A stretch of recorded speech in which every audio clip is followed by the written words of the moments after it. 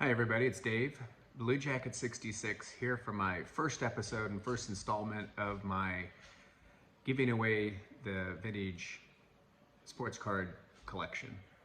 Um, this is going to be an ongoing process over a long period of time. I've got a lot of stuff to give away and I'm not going to be giving away stuff every day.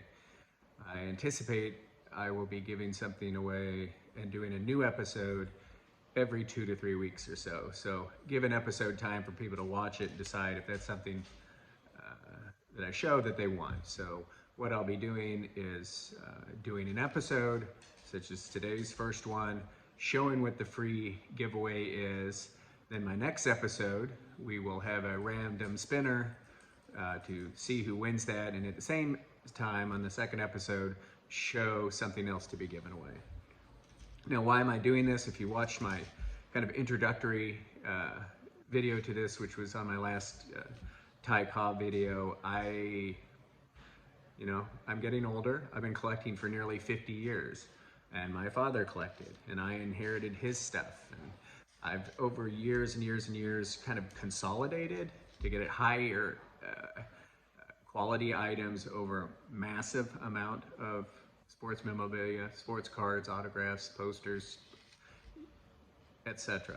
So there comes a point where I have a lot of stuff and I don't want to sell a lot of stuff. I would rather just give it away. And I'm not giving away my prize collection. I'm not. I'm giving away stuff that I don't really need. It'd just be best to be in the hand of a collector. I mean, that's what this is all about. And nothing that any of us have are we going to have forever. We may feel good about handing it down to our loved ones, our sons or daughters or wives, and at some point it's not going to be ours, and it's not going to be our families, and these things move on. And I really love when I purchase something, especially vintage, and I'm a vintage guy, thinking about who had this before me and perhaps the story behind it. That's one thing about buying older items, is just knowing that someone had this card or this memorabilia and loved it and cherished it, etc. So it's time for me to give back and start giving away some things. I have sports cards, I have pictures, I have autographed balls, I have Heartland statues, I have just about everything. So each episode I'll be introducing something new, and sometimes it will be something really unusual and perhaps even really valuable, and at other times it may be something quite a bit less interesting and less valuable. But it doesn't matter. People have the opportunity to add something to their own collection. I thought about, who should qualify to be able to get my stuff for free? Because people say, well, people just subscribe to you or sign up and just to get free stuff. Well, that's okay. I do ask, and I will check that if you would like this item, and I'll tell you how, that you be a subscriber. And I do check. I can easily go into my account and see who is a subscriber or not. My last video I said that I would like it to be a person that makes content, but I've changed my mind on that. I don't care if you're a content creator or not. It's nice if you're active in the community, etc. And I know who's been with me the whole way on my channel, and who the people that comment on my channel, and I really always do appreciate that. I think on some of these I will probably give some preferential treatment to long-term subscribers and people that interact with my channel, sometimes not. I think on some of these I will give people opportunity to perhaps, instead of having one entry into the random spinner, to have two, by giving maybe little clues to looking back into some other videos and responding to that, and somehow giving them opportunity to have more than one out of X amount of people that are involved in this. So essentially, to each episode, the item that I give away, you qualify for that just by commenting down below. And it doesn't have to be 2 paragraphs about how great and wonderful this is. If you want to just say, I'm in, then I will be entering you. But you have to be a subscriber. I thought about, well, what should be the first item? I actually didn't think about it very hard because I just have stuff all over. But I happened to recently did some painting, so all these pictures are all over, etc. So I decided I've got to at least start moving some of those. My first item I think is really fantastic. When I was a kid, I think about what was on my wall. And I know what was on my wall. Against the wall against my bed, I had the 1971 Sports Illustrated posters. And over the years, because I'm getting old, I forgot who I had. I know I had Mickey Mantle. I know I had Pete Maravich. I'm pretty sure I had Pete Rose up there. I probably had Len Dawson because I'm a Kansas City person. I wanted a Kansas City Chief up there, and I don't know if I had Clemente or Mays. But there's other people I think about that perhaps I had. But I do know I had Mantle. I do know I had Maravich. And I think it was a running picture of Pete Rose I had. The other 2 or 3, I'm not quite sure.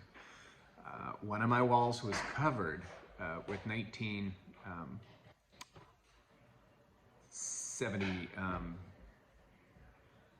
football cards. Tons of 1970 football cards. I had a lot of 1972 baseball cards, and I thumbtacked them all to the wall. Don't have any regrets with that. I had a bunch of 1971 Arco pictures.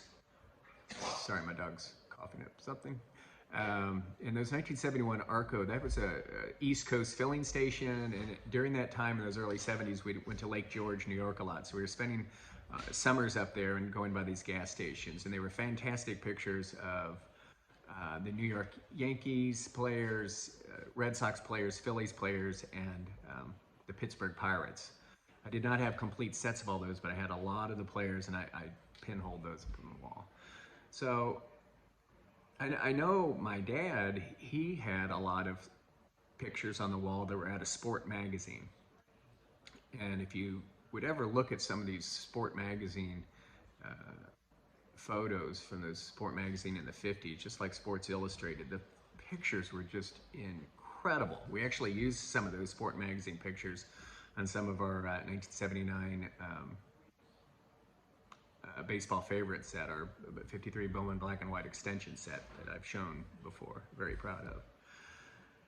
And I think early on, there was always something for some baseball collector and baseball fans to put on the wall. There's periodicals going back into the early 1900s. In the very early 1900s, even the Police Gazette periodical or magazine had fantastic pictures in that. And we will be giving away a Police Gazette, Christy Mathewson, at some point here. But what about before that? Well, before that, there was art. And that brings us to our first giveaway, which is today. I will give this away to one lucky person, I think very lucky, and I hope you enjoy it. So to qualify, all you have to do is comment below. In a few weeks, I'll do an episode 2 with a different giveaway, and we'll do a random spinner to find out who wins this. So let's take a look at this. I think it's a fantastic piece. This was on the wall in my home, childhood home, probably. This piece was acquired in the late 70s or very early 80s. So we'll take a look at it. Okay, that's not it. That's one of my dogs, Diesel. here is what we're giving away.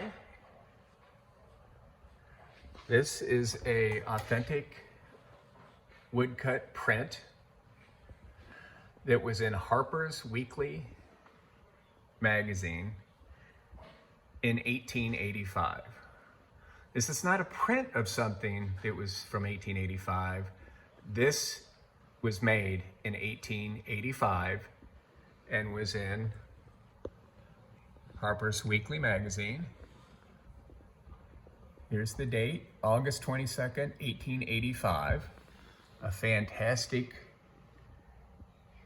19th century lithograph. It's called The Winning Run. How Is It, Umpire? By a guy named T. de Thuster. And this depicts the New York Giants and the Chicago White Stockings. And what's interesting to this is who is sliding into first base. That is Buck Ewing, the Hall of Famer, 19th century catcher for the Giants and several other teams. And he was the first 19th century catcher inducted into the Baseball Hall of Fame. He was inducted by the Veterans Committee in 1939. This looks, the image itself looks like it measures, 12 by 18 inches or so, 12 by 15, something like that. And with the nice matting and frame, it's more like,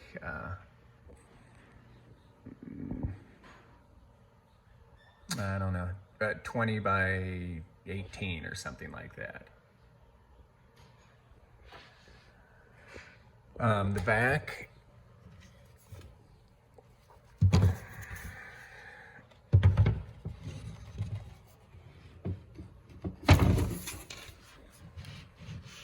was framed. My dad had it framed. It's Overland Park where we're from. Frame shot. And it looks like it has like a photo print of maybe one of the pages. Actually, this is page 550, and someone must have got an old Harper's magazine and printed that 550, because right here it says it's drawn by T. de Thuster, and it says see page 550, where it talks about this piece and the artist. So I know I got a lot of glare here, but I think it's a magnificent piece. An 1885 Harper's Weekly print of a woodcut with Hall of Famer Buck Ewing. Just super cool image.